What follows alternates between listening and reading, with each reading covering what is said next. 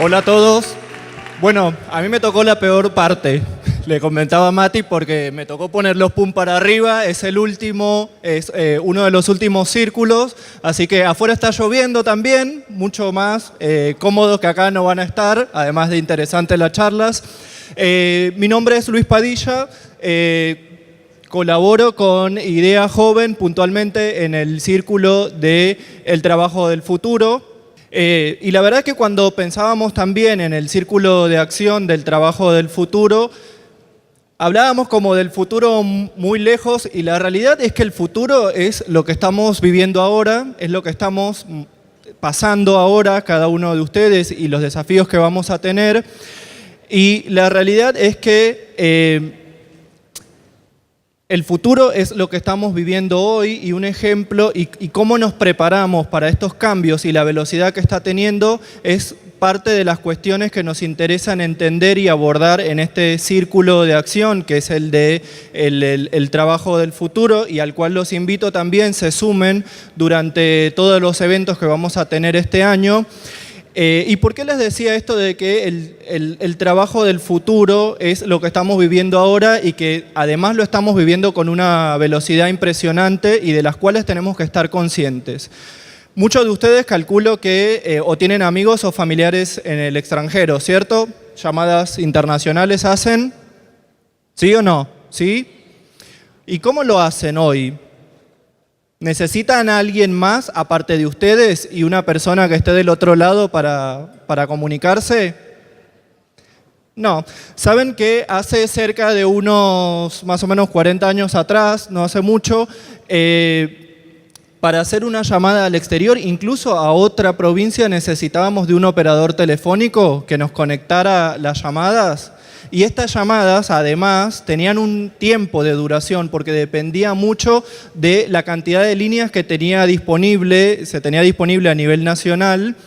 Y además, se requería de un operador capacitado que entendiera cómo conectar las líneas y además tenían hasta todo protocolos, capacitaciones para poder desarrollar esta actividad. ¿Hoy qué necesitamos de eso? Nada, porque ahora lo podemos hacer por WhatsApp o por Facebook o por Skype. Tenemos un montón de opciones. A lo que quiero llegar con el ejemplo es que tenemos que estar conscientes de la velocidad, no solo de los cambios per se, sino también de la capacidad de adaptación que debemos tener para identificar cuáles son las habilidades que necesitan esos empleos del futuro, que les repito son los próximos empleos, es lo que estamos viviendo ahora. ¿Qué capacidad también necesitamos desarrollar para poder desaprender y aprender a la vez? Porque toda esta velocidad también lo que nos indica es que debemos tener una curva de aprendizaje mucho menor a la que solemos tener o a la que se suele estar acostumbrado, porque la velocidad la transformación lleva un ritmo y lleva una velocidad.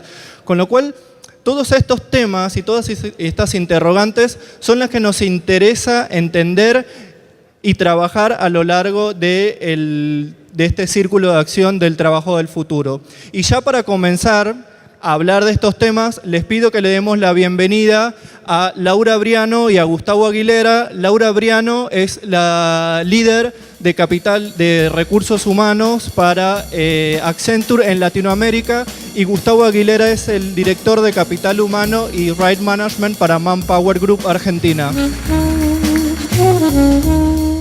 Buenas tardes. Buenas noches. Casi buenas noches. Están todos Laura, esperando el cóctel. Exacto. Yo venía pensando qué es más difícil.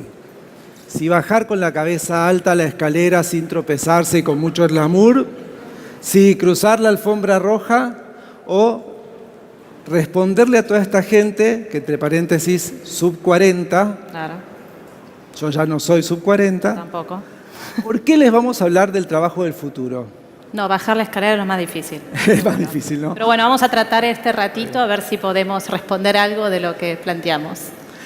Y nos gustaría compartir algunas cifras con ustedes que son, por lo menos para nosotros, cuando las estuvimos analizando, altamente impactantes. No sé si ustedes sabían que el 30% de la población en Latinoamérica que ocupa un trabajo formal realiza tareas altamente rutinarias. tareas que van a desaparecer con el avance de la tecnología, de la robótica y de la digitalización. Ese 30% representa aproximadamente 38 millones de latinoamericanos, cuyos puestos de trabajo son altamente probables que se automaticen en los próximos años. ¿Saben cuánto tiempo les llevó a la radio adquirir una audiencia de 50 millones de personas? 38 años. Para adquirir una audiencia de 50 millones de personas a la televisión les llevó 13 años. A Internet, 4. Y a una red social que seguramente ustedes ya no usan, yo todavía sí, que es Facebook, 2. Los saltos tecnológicos, Laura, se duplican cada año y medio, se duplican. El conocimiento humano, para adquirir un salto considerable, se medía en términos de las diferentes revoluciones. Exacto. Y era en términos de miles de años. Hoy podemos decir que el conocimiento humano, la brecha entre los saltos del conocimiento humano se da en décadas. Con lo cual, estamos en un tema bastante serio. Y si además entendemos que el 67% de los trabajos del futuro todavía no existen, tenemos un problema mayor. ¿Cómo hacemos para afrontar esos trabajos del futuro que todavía no existen? Y además se prevé que las personas entre 18 y 42 años cambien al menos 11 veces de trabajo y tengan 22 puestos de trabajo a lo largo de toda su vida. Con lo cual, son cifras que impactan. Cuando tenía 22 años, ingresé al mundo corporativo. Venía a trabajar en educación y en salud. Hoy, frente a estas cifras, puedo asumir que cuando ingresé al mundo corporativo yo era un analfabeto funcional tecnológico. Nunca en mi vida había tocado una computadora. Con lo cual, difícil. Y todavía me pregunto, ¿qué me hizo estar acá? ¿No? Entonces, ¿qué significa, Laura, esto de la tecnología? ¿De qué hablamos cuando hablamos de tecnología?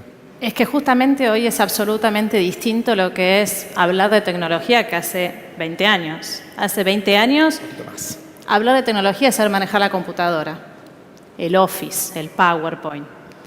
Hace 10 años, hablar de tecnología era hablar de manejar el celular, conectarse a una red social, hasta hacer una compra por Internet. Hoy en día, cuando hablamos de tecnología, hablamos de todo eso. Hablamos de inteligencia artificial, biotecnología, realidad virtual, realidad aumentada, analytics, Internet de las cosas, casas conectadas. Entonces, es un mundo absolutamente nuevo. Y todas estas tecnologías hoy están impactando todos los ámbitos laborales. El laboral, el tecnológico, por supuesto, la educación, la medicina, el ámbito legal, hasta también el transporte. Pensemos un poco en los camiones, una fuerza enorme de trabajo que tenemos en Argentina. Ya hay autos que se manejan solos. Entonces, hasta los camiones y la fuerza de transporte es un posible trabajo que en el futuro cambie. Ahora, todas estas tecnologías nos impactan en dos ámbitos. Uno es a nosotros como consumidores de bienes y de servicios. ¿Por qué? Porque muchas de estas tecnologías las usan hoy las empresas para crear una mejor relación y mejor experiencia y acercarse mucho más a los clientes. ¿Sí? Ahora, y la realidad aumentada, hay unos ejemplos.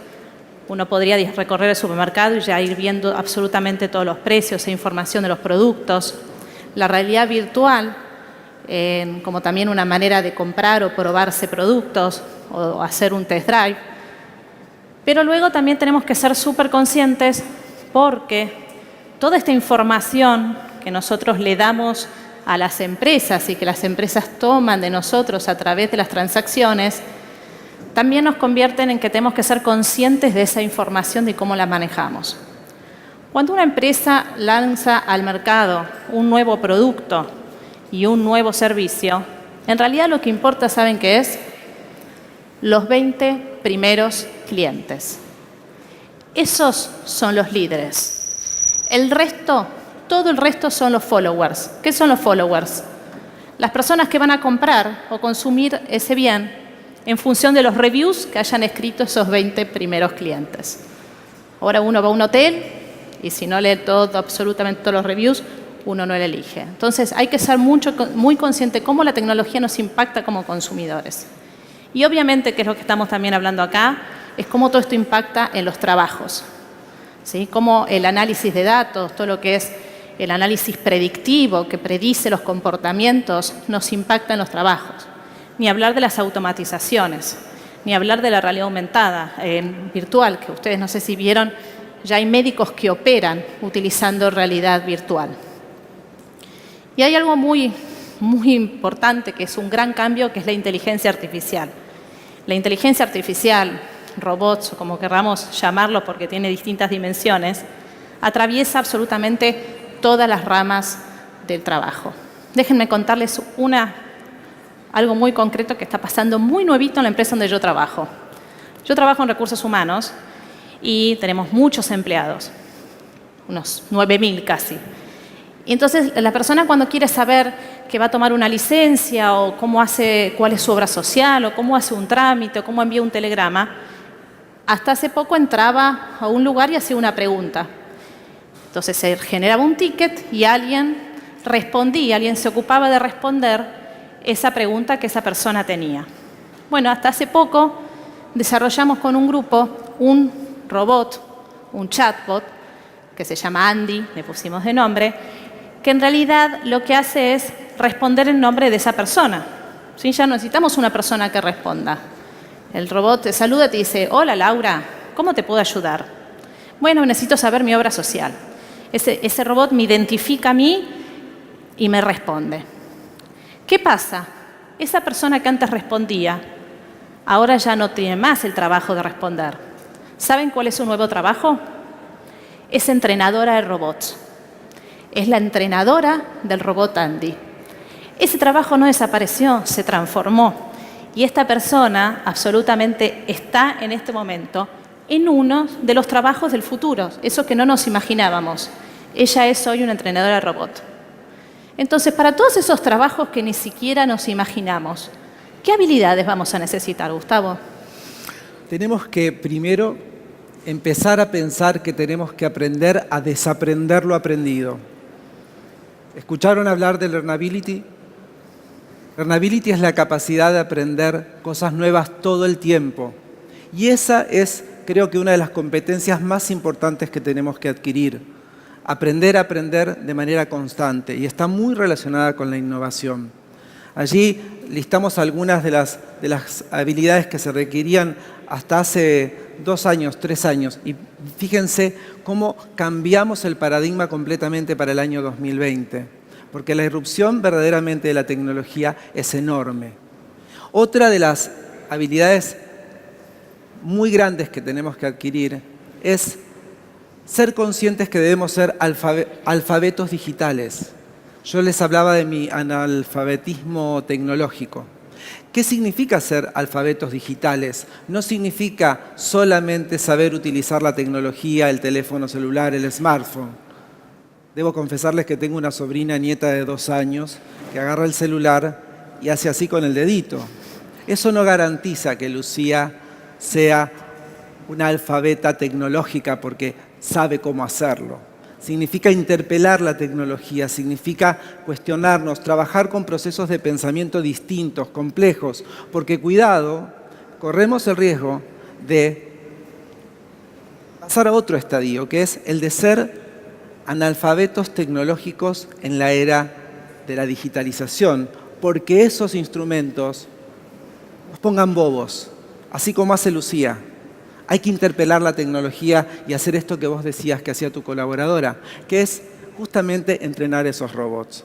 Y otra de las habilidades es trabajar en red, trabajar de manera colaborativa, utilizar las habilidades para poder potenciar los conocimientos, la capacidad de innovar y de crear con otros en red, de interpelar al otro y de generar procesos complejos de pensamiento, pero que nos hagan ser mejores a partir de lo que el otro me brinda, me proporciona. Esa capacidad de habilidades y competencias mucho más sensibles, ¿sí?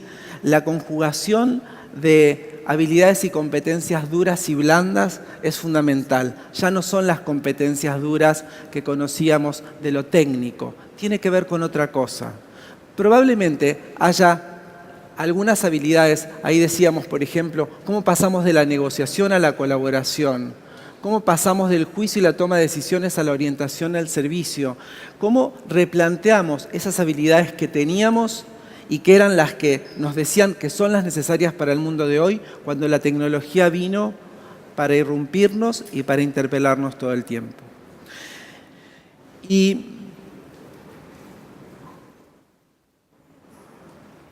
seguramente, hablábamos de educación hace unos minutos, la educación básica, como se aplica hoy en las actividades diarias, la aritmética, la ciencia, la tecnología, la cultura, volver a esas raíces, pero para utilizarlas en este canal que es la tecnología y la digitalización, es fundamental, ¿sí? Y entonces, Laura, ¿qué es de verdad? ¿Cuál es el desafío que tenemos para poder hablar de esas habilidades y poder incorporarlas? Y yo creo que un poco acá lo que queremos que se lleven es que lo importante aquí es aprender a aprender, en definitiva. Va a ser como una de las habilidades más valiosas en el futuro laboral. ¿Sí? Eso un poco hablar de learnability. Y la realidad es que aprender a aprender es una habilidad que hay que ejercitar. Es como el músculo.